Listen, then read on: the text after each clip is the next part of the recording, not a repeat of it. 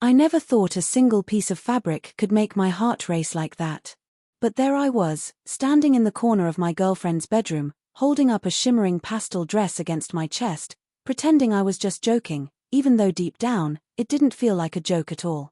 She had been cleaning out her closet, laughing as she pulled out outfits she no longer wore, tossing them into a pile on the bed.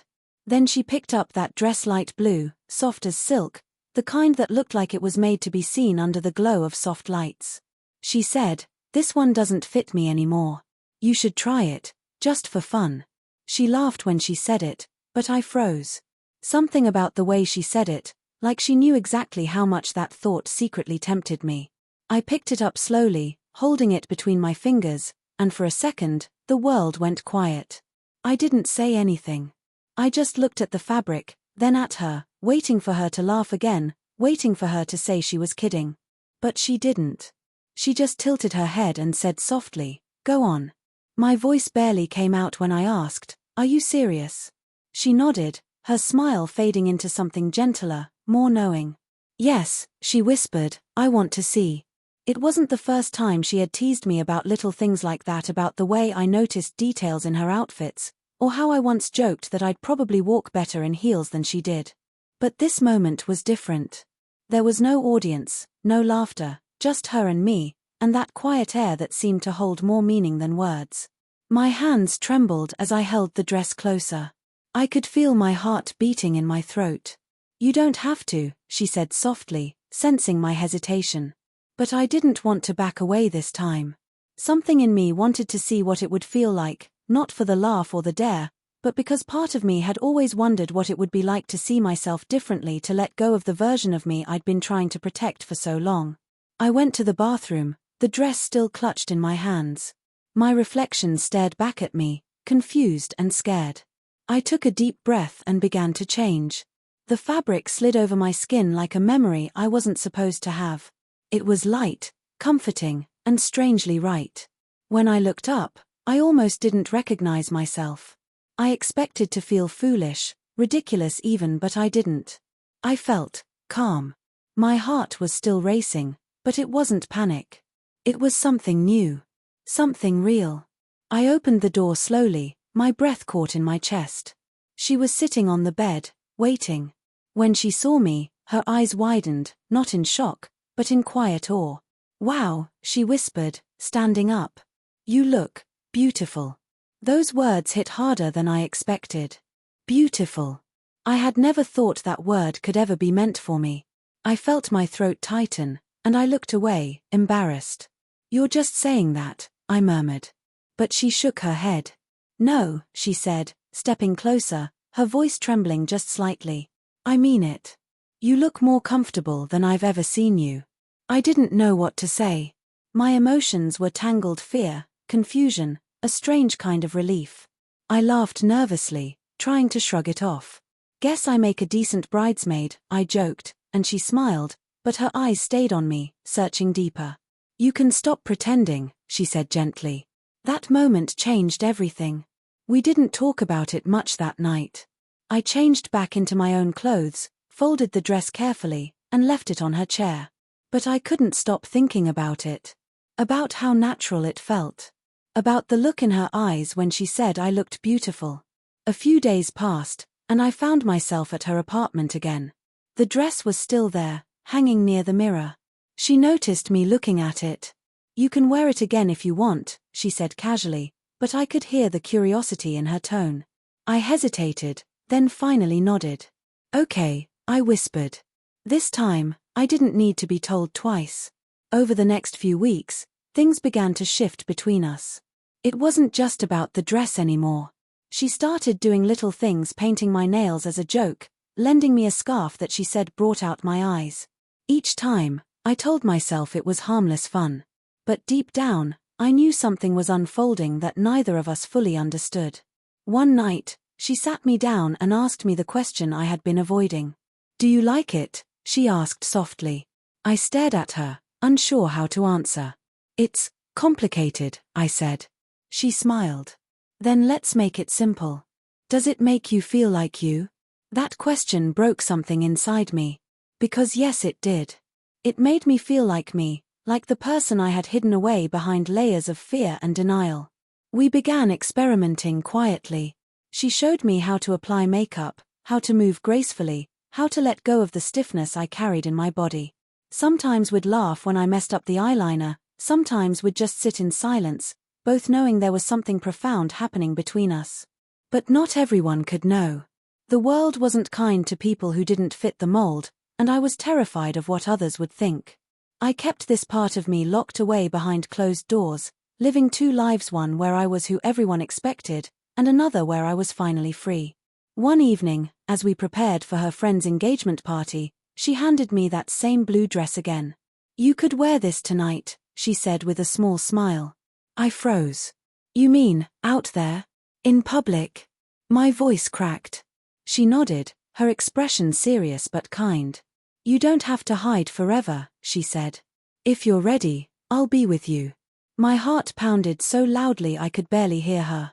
Every part of me wanted to say no, to retreat into the safety of the shadows. But then she reached for my hand, her eyes full of warmth. "You've spent so long waiting for permission," she whispered. "Maybe it's time you give it to yourself." That night, as I stood before the mirror, my reflection looked nothing like the person I used to be. The dress fit perfectly. My hair framed my face softly, and my eyes, lined with care, looked alive. I took a deep breath and whispered to myself, "This is me." When I walked out of the room, she smiled, tears glistening in her eyes. "You're ready," she said. But I wasn't sure. I was trembling as we stepped out into the cool evening air, every sound feeling louder, every gaze sharper. People turned to look, and for a moment, I thought I'd crumble under the weight of their stares. But then she squeezed my hand and whispered, "You're doing amazing." At the party, I expected whispers, judgment, but something else happened. Her friends complimented me, treated me kindly, even laughed with me as though I belonged. For the first time, I didn't feel like I was pretending. I felt seen. I felt real. Later, when we got home, I stood by the mirror again, tracing the outline of my reflection with my eyes. "I can't believe I did that," I whispered. She came up behind me and wrapped her arms around me. "I can," she said softly. "You've always had it in you. But reality has a way of catching up." Word spread slowly. Some friends asked questions I wasn't ready to answer. Others distanced themselves. Even family started to notice changes I couldn't hide anymore. I thought about giving it all up, about folding that dress away forever. One night, I told her I couldn't do it anymore, that maybe it was better if I just went back to how things were. She listened quietly, then took my hand and led me to the closet. She pulled out the blue dress, the one that started it all, and held it out to me. "I held this dress once," she said softly, "waiting for you to say yes. And you did. You found yourself. Don't lose that now." Her words hit deeper than she probably realized. I stared at the dress, remembering every moment, every heartbeat, every fear, every smile that came from finally feeling whole. I realized then that this wasn't about clothes or appearances. It was about truth. The kind of truth that scares you because it demands that you stop pretending. I took the dress from her, my hands shaking, and whispered, "I'm scared." She smiled sadly. "So am I," she admitted. "But you're not alone." I put it on again that night. Not to prove anything to anyone, but to remind myself of who I was. And when I looked in the mirror, I didn't see confusion anymore. I saw strength. I saw honesty. I saw the person I was always meant to become. I walked out to where she was sitting and said quietly, "Thank you." She looked up and smiled. "For what?" she asked. "For saying yes," I replied. She stood, took my hands in hers, and said, "No. Thank you for letting me see you." From that moment on, things weren't perfect. There were hard days, cruel words, moments of doubt. But there were also moments of peace, walking through a park without fear, hearing her call me beautiful without hesitation, learning to breathe freely without apologizing for it. The world didn't suddenly become kind, but I became stronger. I learned that saying yes to yourself can be the most terrifying and liberating thing you ever do. Now, when I look back, I realize that dress wasn't just a piece of clothing. It was a doorway.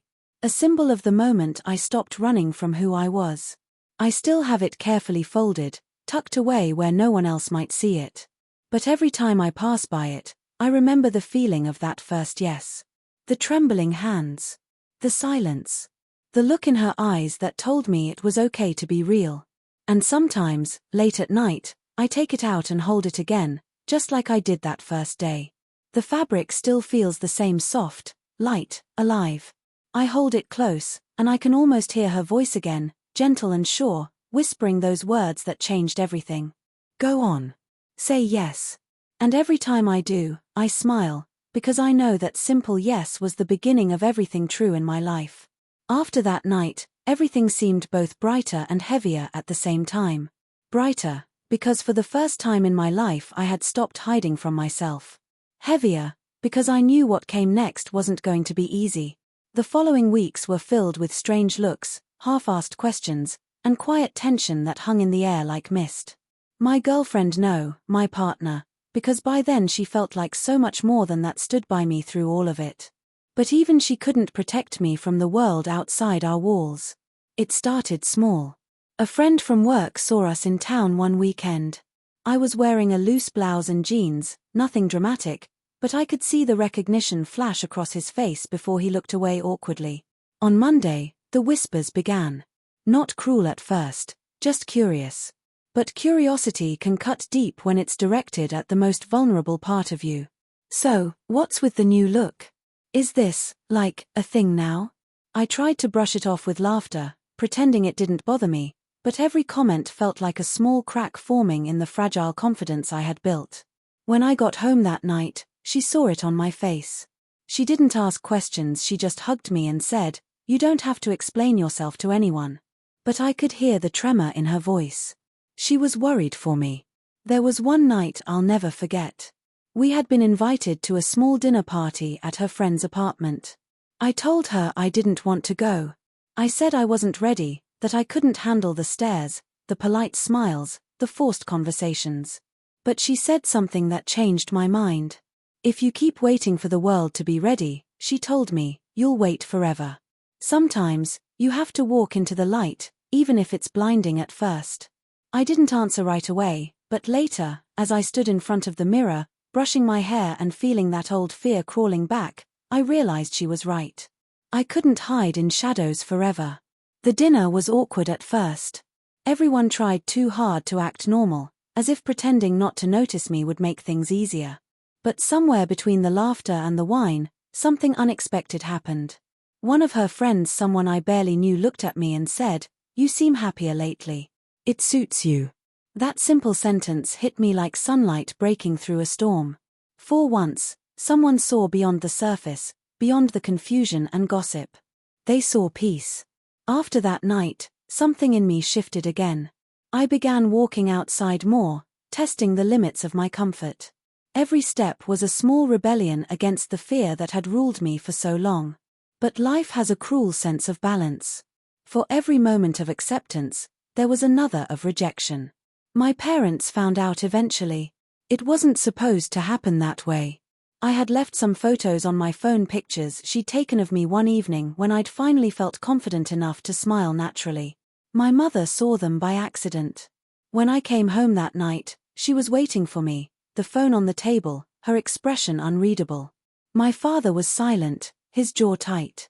My mother's voice was calm, but trembling. "Is this who you are now?" she asked quietly. I wanted to explain, to make them understand, but all the words tangled in my throat. "I don't know," I said, my voice barely a whisper. "Maybe it's who I've always been." The silence that followed was unbearable. My father got up and left the room without a word. My mother sat there, tears welling in her eyes. "I just don't want people to hurt you," she said softly. And I realized that beneath her fear was love, a love that didn't understand but wanted to protect me all the same. It wasn't acceptance, not yet, but it wasn't rejection either. It was confusion wrapped in care, and for now, that was enough. When I told her, my partner, what happened, she didn't say anything at first. She just held me close and let me cry. It was the first time I'd cried in years. All the pain, the exhaustion, the relief, they poured out like a dam breaking. "I don't know if I can do this forever," I whispered. She lifted my chin, looked straight into my eyes, and said, "Then do it for today. One day at a time. That's enough." Those words carried me through the hardest months. Slowly, the shock faded. Some friends drifted away, but others stayed. I found myself building a smaller, truer circle, people who didn't need explanations or labels, who just accepted that this was me. And with each passing day, I grew bolder.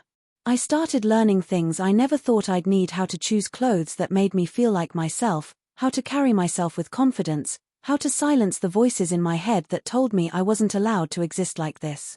Then, one evening, months later, something beautiful happened. We were walking home from a movie when she stopped me suddenly under a streetlight. "Do you remember the first night you wore that dress?" she asked. I smiled, nodding. Of course. How could I forget?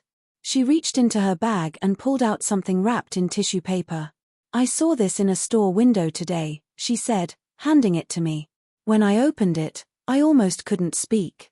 It was another dress, different color, deep crimson instead of blue, but the same delicate fabric, the same soft weight. "This one's yours," she said. "Not mine." "Yours." I didn't even realize I was crying until she wiped the tears from my cheeks. "You don't have to wait for anyone's permission anymore," she whispered. I hugged her tightly, feeling the warmth of her heartbeat against mine, and for the first time, I believed her. That night, when I tried the new dress on, something inside me settled quietly. The reflection looking back wasn't perfect, wasn't what I thought I had to be, it was simply me. And that was enough. In time, even my parents began to soften. My mother started calling more often, asking gentle questions, trying to understand. My father still struggled, but I could see he was trying in his own quiet way. I once caught him looking at an old photo of me before all this and then glancing up at me, as if trying to connect the two versions of his child in his mind. He didn't say anything, just gave a small nod. It was a beginning. One day, as I was cleaning the apartment, I found the blue dress again, the first one. The seams were slightly frayed now, the color faded from washing, but it still carried that same quiet magic. I held it close to my chest, remembering everything it represented: fear, courage, love, rebirth. It was the dress that had asked me to say yes. The dress that had turned a moment of curiosity into a lifetime of truth. When she came home that evening, she saw me holding it and smiled softly. "You still have it," she said. "Of course," I replied. "It's part of me now." She came closer, took my hands in hers, and said something I'll never forget. "You know," she said, "I used to think that when I said yes to you wearing that dress, I was giving you permission. But now I realize it was the other way around. You showed me what real courage looks like." That night, we sat together on the couch, no words, no need for any. The air between us was full of everything we had been through: the laughter, the tears, the uncertainty, the hope. And somewhere deep inside, I knew that this was what love really meant: not fixing someone, not changing them, but holding space for them to become who they are. Sometimes I still catch my reflection and feel a pang of disbelief, like I'm living in someone else's story. But then I remember the moment she said yes, the moment I finally said it too, and I realize that every step since then has been a quiet, brave continuation of that same word. Yes to change. Yes to truth. Yes to me. And maybe that's the lesson hidden in all of it, that sometimes the most powerful transformations don't happen when someone else accepts you, but when you finally stop fighting yourself. When you stop waiting for the right time, the right world, the right approval, and you just say yes. Because in that yes lies everything you were ever meant to be. And now, whenever I see someone hesitating, holding a piece of themselves they're too scared to show, I think about that day, that dress, that quiet whisper that started it all. I smile and wish for them what I finally found for myself: that one day, they'll be brave enough to hold their truth in their hands and say yes. Time moved differently after that. Days didn't feel like the same quiet blur anymore. Every morning I woke up, looked at myself in the mirror, and saw not a stranger, but a story still unfolding. Sometimes I smiled at the reflection, other times, I hesitated, unsure if the person looking back was strong enough to keep facing the world. But then I'd remember her voice, steady, calm, always saying, "You're doing fine." That voice became my anchor when everything else wavered. The world didn't magically accept me overnight. There were still whispers, still double takes, still the sting of laughter from people who didn't understand. But I had learned something powerful: not every battle needed to be fought. Some moments just needed to be lived through. Each stare, each awkward silence, each painful moment of uncertainty became another thread in the fabric of who I was becoming. I wasn't ashamed anymore. I wasn't pretending. I was simply existing, and that in itself felt revolutionary. At work, I decided to stop hiding. I didn't make a big announcement, no dramatic reveal. I just started showing up as me. At first, it was subtle different clothes, a softer tone, a change in how I carried myself. Then, slowly, it became undeniable.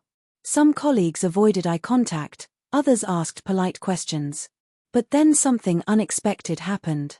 One morning, my manager pulled me aside. I braced myself for a conversation I didn't want to have. Instead, she said quietly, "I just wanted to say, you seem more confident lately. Whatever you're doing, it suits you." I walked out of her office holding back tears. That small bit of kindness, that tiny acknowledgement, meant more than she could have ever known. But even with progress, fear still found its way in. There were nights when I sat awake, wondering if I was losing too much friends, family, safety. Sometimes I asked myself if I was selfish for wanting to live this truth, if maybe I should have just kept pretending for the comfort of others. On those nights, I'd call her. She'd listen quietly, never interrupting, and then she'd always say the same thing: "You didn't change who you are. You just stopped hiding. Don't ever feel sorry for that." The love between us deepened, but it also evolved. We had started as a couple, and while that bond never truly disappeared, it began to shift into something else, something more profound, something that didn't need labels. We became each other's mirror, each other's safe place. She once said to me, "You showed me that love isn't about who someone is on the outside, it's about who they have the courage to be." I didn't realize until much later how much truth was buried in that sentence. One evening, months after I'd first worn that blue dress, she asked me to meet her in the park where we used to walk when everything felt too heavy. The sun was setting, painting the sky in gold and lavender. She was waiting by the bench, holding something in her hands. When I got closer, I saw it was a small box tied with a ribbon. I laughed nervously. "What's this?" She smiled. "Open it." Inside was a delicate silver pendant, a simple heart with a single word engraved on the back: "Yes." My throat tightened. I looked up at her, eyes stinging. "You remembered," I whispered. She nodded. "I never forgot." That was the word that started everything. I wore that pendant every day after that. It wasn't jewelry, it was a reminder of the courage it took to choose truth over comfort, love over fear. Whenever I faced moments of doubt, I'd touch the pendant and whisper to myself, "Yes." Keep saying yes. Eventually, I started sharing my story. Quietly at first, in online spaces where people spoke about the things they couldn't tell anyone else. I told them about the first time I saw myself in that blue dress, about the fear that almost stopped me, and the love that kept me going. To my surprise, messages began to flood in. Strangers wrote to me saying, "That's my story too. You said what I couldn't." I thought I was alone until I read this. It was overwhelming. I had spent so long feeling like I was walking a path no one else could understand, only to find out that I was part of something much bigger, a quiet revolution of self-acceptance happening in so many hidden corners of the world. Not everyone responded with kindness. Some messages were cruel, some mocked me, others told me I was confused, delusional. At first, those words cut deep, reopening old wounds. But then I realized something important: their hate didn't define me any more than their acceptance did. What mattered was how I saw myself. What mattered was that I could look in the mirror and not feel ashamed. Years passed quietly after that. The noise around me grew softer. The chaos that once felt unbearable became background hum. My parents came around slowly. My mother became my quiet supporter, helping me pick out clothes when I visited, asking for my opinion on her own outfits. My father never spoke about it directly, but one evening he surprised me by saying, "You seem happier." That's what matters. It wasn't perfect, but it was peace. And then one day, She, the woman who had been there from the start, looked at me with that same expression she had the day I first wore her dress. "You've come so far," she said softly. "Do you realize that?" I laughed, brushing it off. "Sometimes it feels like I'm still in the middle of it." She smiled. "That's the thing about becoming yourself, it never really ends. It just deepens." We didn't need to say much more. Some things live in the silence between two people who've been through everything together. The laughter, the tears, the transformation, it all existed there, quiet and steady. One afternoon, while cleaning out old things, I found an envelope tucked away in the back of my drawer. It was a photo she had printed, the first picture she ever took of me wearing that dress. My expression in it was nervous but peaceful, like someone seeing themselves for the first time. On the back of the photo, she had written, "You were always her. You just needed a reason to believe it." I sat there for a long time, holding that photo, feeling the weight of every step it had taken to reach this point. And in that moment, I understood something simple yet powerful. Transformation isn't a single event. It's not a moment captured in a mirror, or a dress, or even a yes. It's a lifetime of choosing to be real, again and again, even when the world tells you not to. Now, when people ask me how it all started, I smile and say, with a dress. They laugh, thinking I'm joking, but I mean it. It started with a dress, and a question, and a moment of quiet courage that changed everything. I held that dress, waiting for her to say yes, and she did. But somewhere along the way, I realized that the person who really needed to say yes was me. And now, years later, every time I pass that old blue dress hanging quietly in my closet, I still whisper it under my breath. Not because I need to anymore, but because it reminds me of who I was, who I am, and who I'll keep becoming. Yes, I whisper. Still yes. It's strange how a single moment can echo through the years, like a quiet heartbeat that never really fades.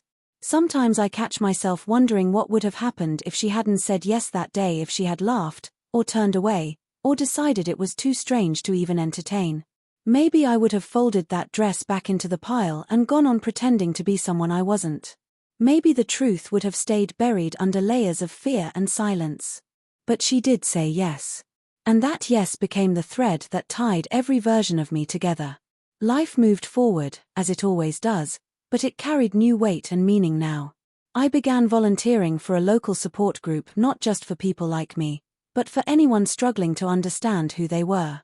At first, I didn't know what to say. How do you explain to someone that identity isn't a choice, but a discovery? How do you teach courage when you're still learning it yourself? But one night, a young person stood up, their voice trembling, and said, "I just wish someone would tell me that it's okay to be scared." And I realized that was the whole truth right there.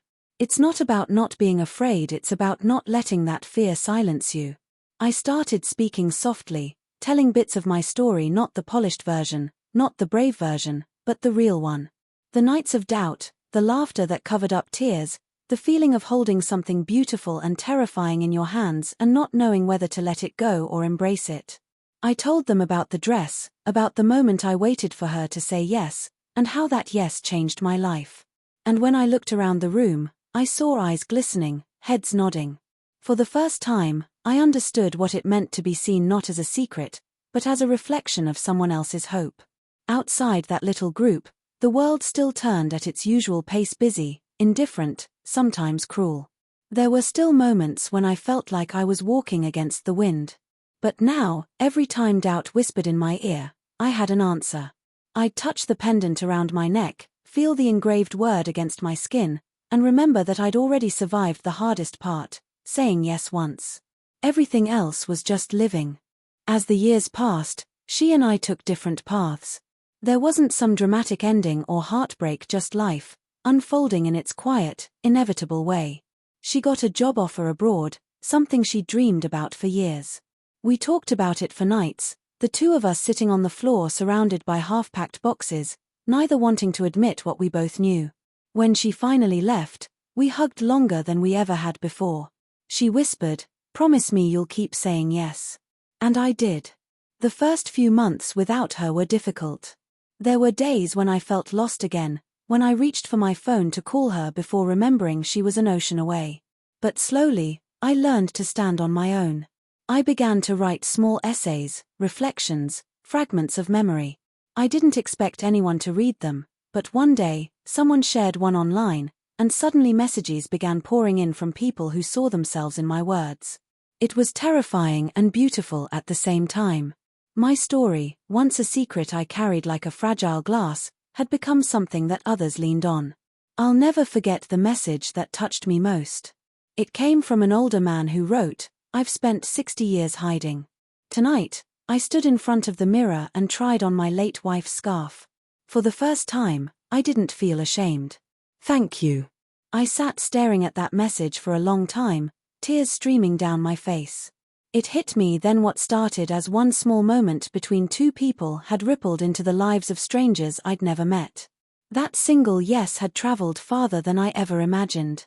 One evening, years after she'd left, I got a letter in the mail. The handwriting was unmistakable. My hands trembled as I opened it. Inside was a short note. "I saw someone wearing a blue dress today. It reminded me of the day you found yourself. I just wanted you to know I'm still proud of you." There was also a small photograph inside, a beach at sunset, calm waves touching the sand. On the back, she'd written, "Keep walking forward." I smiled through tears, knowing that some connections don't fade, they just evolve. I kept that photo on my desk, beside the old picture of me in the blue dress. Two moments, years apart, but forever linked. One was the beginning, the other a quiet reminder that beginnings never really end, they just become chapters. Sometimes, when the evening light hits just right, I still take out that dress. It's older now, the color softer, the fabric fragile. I don't wear it as often anymore, not because I've moved on from it, but because I no longer need it to remind me who I am. Still, every time I touch it, memories flood back, the trembling in my hands, the warmth of her voice, the soft weight of that first yes. People often think transformation is about becoming someone new, but that's not true. It's about peeling away the layers of fear until all that's left is honesty. It's about standing in front of the mirror and realizing that the person looking back has been waiting all along. There was a night recently when I walked along the river, the pendant glinting faintly under the streetlights. A young couple passed by, laughing, holding hands, and for a moment I thought of us, how we began, how much had changed. I whispered softly to the wind, "Thank you," not just to her, but to the universe, for that single, life-altering yes. As I stood there, I noticed my reflection in the water, calm, steady, no longer uncertain. The world hadn't become kinder, but I had become braver. I realized that courage isn't loud or dramatic. It's quiet. It's a whisper that says, "I'll keep going." Now, when I speak to people who are still waiting for permission, waiting for acceptance, waiting for someone else to say yes, I tell them this: you don't have to wait forever. The yes you need has been yours all along. You just have to listen for it. I don't know what my story will look like years from now. Maybe I'll move to a new city, maybe I'll find love again, maybe I'll keep writing and helping others find their voice. But one thing I know for certain, I'll keep saying yes. To truth. To change. To every version of myself that still waits quietly inside, hoping to be seen. And if anyone ever asks how it all began, I'll smile, look down for a moment, and say, it started with a dress and a yes. Because that's all it took. A single word that broke the silence, turned fear into freedom, and taught me the most important lesson of my life. That sometimes, the most powerful transformation doesn't come from fighting the world, it comes from finally saying yes to yourself.